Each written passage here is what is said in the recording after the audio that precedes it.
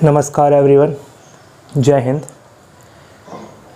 So, welcome you all once again in this mind-boggling lecture of IC engine. In today's lecture, we are going to discuss about dual cycle. So, हमारे last lecture में, in our previous lecture, we covered about auto cycle, different ratios of auto cycle, the important formulas of auto cycle, as well as in other videos I covered about the diesel cycle. Very good, like fantastic numerical on diesel cycle, in which it is asked like cutoff ratio, T max, heat addition, efficiency, and also the work, like, and the percentage at which the cutoff take place. So these 6 parts we already calculated in diesel cycle. So today this is our one of the lectures of IC engine, in which we are going to discuss about dual cycle. So जैसा कि आप देख सकते हैं कि मैंने कुछ चीज़ें पहले से प्रिपेयर कर रखे, and this is the very first time in my YouTube career that मैंने बोर्ड पर पहले से कुछ लिख रखा है, जस्ट टू कि मैं कहीं भटक ना जाऊं, कि मैंने जो कवर कर रखा है कहीं मैं फिर से तो वो नहीं आपको समझा दूं, क्योंकि वीडियो को अपन शॉर्ट रखेंगे। और डुअल साइकिल से हमारे गेट में, हमारे ESCs में, specially in gate dual cycle से एज सच इतने न्यूमेरिकल्स नहीं पूछे जाते हैं, लेकिन जो पूछ सकता है हम उसको तो एटलीस्ट कवर कर सकते हैं। सो आपके सामने डुअल साइकिल ये रहा। तो डुअल साइकिल में सबसे पहले हम डिफरेंट प्रोसेस को डिस्कस करेंगे कि हमारे डुअल साइकिल में कौन कौन सी प्रोसेस इन्वॉल्व होती हैं। तो the very first process from process 1 से 2 it is isentropic compression process. 1 से 2 आइसेंट्रोपिक कंप्रेशन प्रोसेस, ये भी हमारी सेम है किसमें, ऑटो साइकिल में और डीजल साइकिल में। तो डीजल साइकिल और ऑटो साइकिल में 1 से 2 हमारी कौन सी थी, आइसेंट्रोपिक कंप्रेशन प्रोसेस। ओके, इस वीडियो में, इस पर्टिकुलर वीडियो में मैं स्पेशली इन दिस वीडियो मैं ऑटो साइकिल और डीजल साइकिल को भी साथ में लेके चलूँगा। वो इसीलिए जिससे कि आपका डीजल और ऑटो का भी थोड़ा रिवीजन होता चला जाएगा और आप जिस रिलेट कर पाएंगे, क्योंकि जब हम इसकी एफिशिएंसी का फॉर्मूला आपके सामने लिखेंगे तो आपको भी समझ आएगा कि ऑटो और डीजल साइकिल के बाद ही हम क्यों डुअल साइकिल पढ़ते हैं। ओके, तो चलिए, तो 1 से 2 हमारा ऑटो और डीजल साइकिल दोनों में ये चीज़ कॉमन होती है। And now in the process 2 to 3 में आप देख सकते हैं, 2 to 3 में आप देख सकते हैं कि हमारी जो हीट एडिशन है वो कांस्टेंट वॉल्यूम पे हो रही है। किस पे हो रही है, कांस्टेंट वॉल्यूम पे हो रही है। ओके, तो कांस्टेंट वॉल्यूम पे हीट एडिशन किस साइकिल में होती है, जो कि हमारी होती है ऑटो साइकिल में। Okay, now the process from 3 to 4 it is constant pressure heat addition. Constant pressure heat addition 2 से 3 क्या कांस्टेंट है हमारा, वॉल्यूम कांस्टेंट है। This is volume constant and 3 to 4 this is pressure constant. Okay, now 2 से 3, जो 2 से 3 है हमारा, यहाँ पे हम एक रेशियो डिफाइन करते हैं, जो कि हम डिफरेंट रेशियो में समझेंगे कि डिफरेंट रेशियो में कौन कौन से रेशियो हम वो आपको यहाँ पर बताएंगे। तो 2 से 3 हो गया, 3 से 4 इसमें हमने पढ़ा था डीजल साइकिल में कट ऑफ रेशियो। क्या पढ़ा था हमने, कट ऑफ रेशियो। तो 3 से 4 हमारा क्या है, heat addition at constant pressure, heat addition at constant pressure, जो कि 3 to 4। ओके, और ये 3 to 4 heat addition at constant pressure किस साइकिल में देखा था हमने, सबसे पहले डीजल साइकिल में देखा था। ओके, नाउ 4 to 5 ये ऑटो डीजल डुअल तीनों में सेम है। तो 4 to 5 is expansion process which is isentropic expansion process. Okay, बहुत बढ़िया। जो हमारे heat addition at constant pressure होता है वो 2 to 3 टाइम्स होता है किसका, heat addition at constant volume, heat addition at constant volume. Okay, चलिए, बहुत बढ़िया। ओके, तो नाउ अब हम पढ़ते हैं डिफरेंट रेशियोज के बारे में। तो जो सबसे पहला रेशियो हम पढ़ने वाले हैं वो हम पढ़ने वाले हैं which is known as compression ratio. Compression ratio देखो हमने हर एक साइकिल में कंप्रेशन रेशियो के बारे में पढ़ा है। तो कंप्रेशन रेशियो को हमने कैसे डिफाइन किया होता, तो जो कंप्रेशन रेशियो R है, R हमारा क्या होता है 1 + 1/c। ये तो हो गया इसका मैथमेटिकल फॉर्म, ठीक है, मैथमेटिकल फॉर्म हो गया कि R की जो वैल्यू है वो हम 1 + 1/c से कैलकुलेट कर सकते हैं, जहाँ पे C हमारा क्या होता है क्लियरेंस रेशियो, ठीक है, क्लियरेंस रेशियो। इसको अपन मैथमेटिकली कैसे करते हैं, clearance volume upon swept volume. Okay, please ignore the background noise, क्योंकि लोग काफ़ी ज़्यादा उत्साहित रहते हैं दिन के माहौल, दिन के समय उनमें बहुत ही एक तरह की अलग ऊर्जा उनमें रहती है। मौसम भी थोड़ा सा खुशनुमा है, तो लोग एक्स्ट्रा तेज़ गाड़ी चलाते हैं और एक्स्ट्रा हॉर्न मार के जाते हैं। तो आप सभी से मेरी ये दरख्वास्त है कि प्लीज़ मेरा बैकग्राउंड नॉइस इग्नोर कीजिएगा। I tried my best to reduce it, but still please ignore it. Okay, now compression ratio is equal to 1 + 1/c and C is equal to clearance ratio, where VC/VS, VC is clearance volume and VS is swept volume। आप देख सकते हैं VC हमारा ये है, swept volume हमारा ये है। कोई दिक्कत, मेरे ख्याल से कोई दिक्कत नहीं है। यहाँ से हम कंप्रेशन रेशियो निकाल सकते हैं। और R की जो वैल्यू है, अगर मैं इसको इसके टर्म में लिखूँ तो क्या होगी हमारी V1/V2, V1/V2। ओके, ये हमारी R की वैल्यू, ठीक। तो compression ratio is R, note down कीजिए आप इसको। Now the second ratio is explosion ratio। Second ratio is explosion ratio, which is defined by the symbol, which is represented by the symbol of alpha. तो जो alpha होता है आपका, जो alpha होता है वो डिफाइन होता है आपका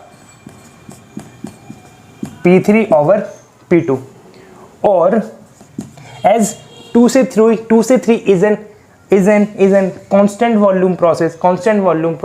और हम एज्यूम करके चलते हैं कि हमारी जितनी भी साइकिल्स हैं, एयर स्टैंडर्ड साइकिल है, कौन सी एयर स्टैंडर्ड साइकिल्स हमारी डीजल, ऑटो और डुअल, तो तीनों की तीनों एयर स्टैंडर्ड साइकिल हैं। तो हम ये एज्यूम करके चलते हैं कि इसमें जो गैस है वो हमारी आइडल गैस है।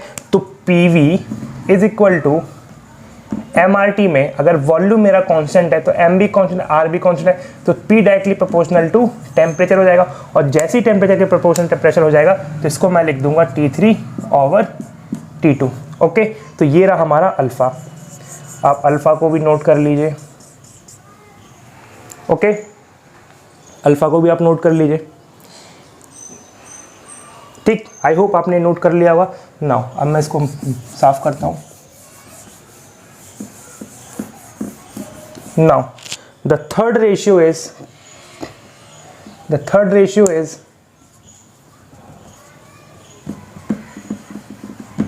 कट ऑफ रेशियो, और कट ऑफ रेशियो को हम रिप्रेजेंट करते हैं रो से। तो रो हमने डीजल साइकिल पे भी डिफाइन किया था। तो रो हमारा क्या होता है, रो हमारा होता है B4/V3 और T4/T3। सेम कहानी है भाई, सेम कहानी कि B4 को T4 कैसे लगा, V3 को T3 कैसे लगा। एयर स्टैंडर्ड साइकिल है, एयर हमने मान रखी है, एक हमारी आइडियल गैस है। तो PV is equal to MRT से P कांस्टेंट है, M कांस्टेंट है, R कांस्टेंट, तो V directly proportional to T है। तो यहाँ से V4/V3 is equal to T4/T3। Okay, तो आप यहाँ से कट ऑफ रेशियो भी डिफाइन कर सकते हैं। और एक बात और, ये डीजल साइकिल में मैंने आपको समझा रखा है कट ऑफ रेशियो के बारे में, जहाँ पे हमने कैलकुलेट किया था, जहाँ पे रो की वैल्यू कितनी आई थी अपनी 2.929 कुछ करके, ऐसी कुछ आपकी रो की वैल्यू आई थी, ठीक है, रो की वैल्यू आई थी, ठीक है। तो कंप्रेशन रेशियो भी डिफाइन कर दिया है, एक्सप्लोजन भी डिफाइन हो गया है, कट ऑफ रेशियो भी डिफाइन हो गया है। अब आता है आपका आखिरी रेशियो जो कि डुअल साइकिल में है, जो कि है आपका एक्सपेंशन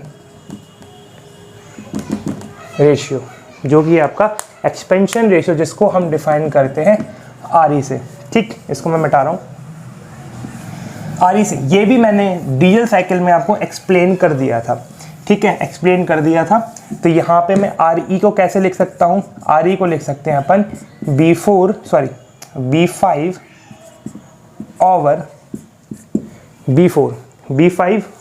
ओवर B4, ये हमारा होगा एक्सपेंशन रेशियो। ठीक, ओके, ये भी आप नोट कर लीजिए। नाउ अब मैं यहाँ पे एक रिलेशन आपके सामने बताना चाहूँगा। देखिए, मैंने R को डिफाइन कर दिया है, मैंने एक्सप्लोजन को भी डिफाइन कर दिया है, मैंने कट ऑफ को भी डिफाइन कर दिया है, एक्सपेंशन को भी डिफाइन कर दिया है। यहाँ पे एक इंपॉर्टेंट फॉर्मूले के रूप में मैं आपको दो फॉर्मूले देना चाहूँगा जो कि डुअल साइकिल में काफ़ी ज़्यादा यूज होने वाले हैं। तो सबसे पहले तो R का एक तो फॉर्मूला आपको पता ही है, जो कि कितना है 1+1/C, where C is the clearance ratio. एक और फॉर्मूला है जो कि आपका rho into RE, rho is the cut off ratio and RE is the expansion ratio. Okay, तो ये वाली चीज़ भी आप नोट कर लीजिए। काफ़ी इंपॉर्टेंट चीज़ बता रहा हूँ, काफ़ी ज़्यादा इंपॉर्टेंट चीज़ मैं आपको ये बता रहा हूँ। आप प्लीज़ प्लीज़ प्लीज़ इसको याद करके रखिएगा। ठीक है, नाउ सबसे ज़्यादा दिक्कत आती है आपको डुअल साइकिल की एफिशिएंसी को याद करने में। ठीक है, तो सबसे पहले मैं आपको चीज़ें बताऊँगा। सबसे पहले मैं ऑटो साइकिल की एफिशिएंसी आपके सामने लिखूँगा, जो कि 1-1/R⁻⁻1। फिर मैं लिखूंगा आपके सामने डीजल साइकिल की, जो कि थी 1/1/R⁻⁻1 into ρ⁻⁻1 over gamma ρ-1। Okay, अब कई लोगों के दिमाग में सवाल आएगा कि आपने ऐसे क्यों लिखा है, अब देखो, अब मैं इस डीजल साइकिल से ही डुअल साइकिल की एफिशिएंसी लिखने वाला हूँ। डीजल साइकिल से ही मैं अब डुअल साइकिल की एफिशिएंसी लिखने वाला हूँ। फिर से सुनिए, अब मैं डीजल साइकिल से ही डुअल साइकिल की एफिशिएंसी लिखने वाला हूँ। तो देखिए कैसे लिखूंगा। सबसे पहले तो डीजल को यहाँ से हटाऊंगा और यहाँ लिखूंगा मैं डुअल। ठीक है, एक फैक्टर हमने इंट्रोड्यूस किया था जो कि हमारा क्या, एक्सप्लोजन रेशियो। तो यहां पे करिए आप अल्फा का मल्टीप्लाई, यहां लिखिए आप α-1।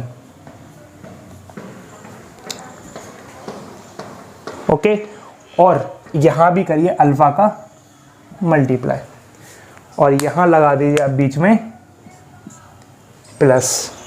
देख लूं साफ दिख रहा है, बिल्कुल साफ। तो ये रही आपकी डुअल साइकिल की एफिशिएंसी।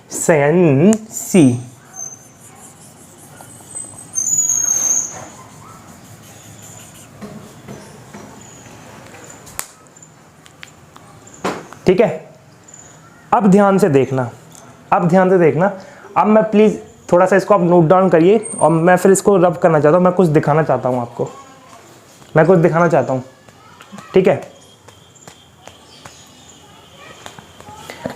ठीक है, चलो इसको मैं अब साफ करता हूं। यहां पे हम लिखते हैं एफिशिएंसी का फॉर्मूला किसके, डुअल साइकिल के।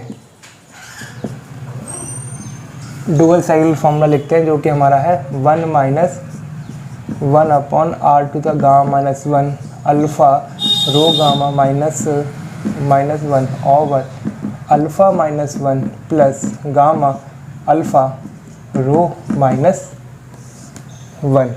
ठीक है, इसको भी साफ करो। ये हो गया। देखो, अगर इफ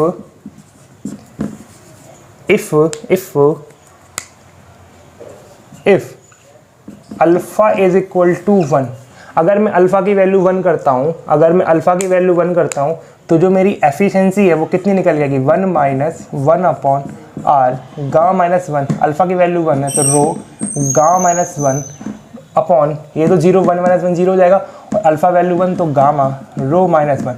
तो किसकी एफिशिएंसी हो गई, डीजल साइकिल की। कोई शक?